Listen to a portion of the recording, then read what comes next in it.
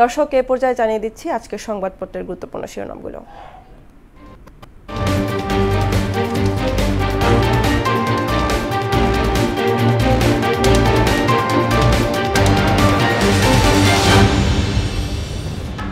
প্রথম আলো শিরোনাম করেছে, বাজেট কিছুটা গতানুগতিকই হয়েছে।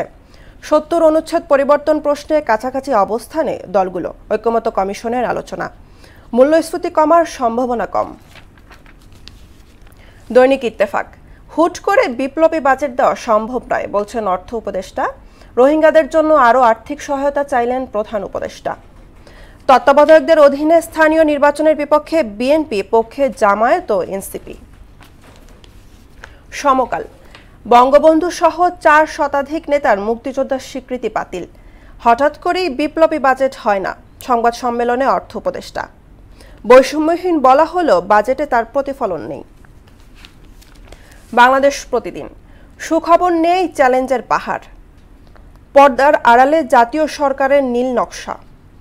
বাজেট মধ্যবিত্তের জনবান্ধব বলছেন অর্থ উপদেষ্টা। যুগান্তর, রাজনৈতিক দলগুলোর সঙ্গে ঐকমত্য কমিশনের বৈঠক, ৭০ অনুচ্ছেদ সংশোধন নিয়ে ঐকমত্যের কাছাকাছি।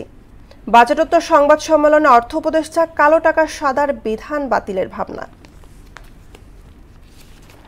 বণিক বার্তা, বিদ্যুৎ ও জ্বালানিতে ভুল পরিকল্পনা, ৫ বছরে বিদ্যুতে ভর্তুকি বেড়েছে ৫৯৩%, জ্বালানিতে ৩১১%।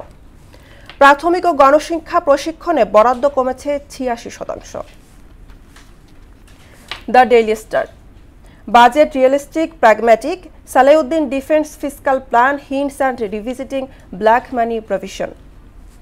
Talks on reaching consensus, parties largely agree to let MPs vote at will in JS. এই ছিল আজকের সংবাদপত্রের গুরুত্বপূর্ণ শিরোনামগুলো।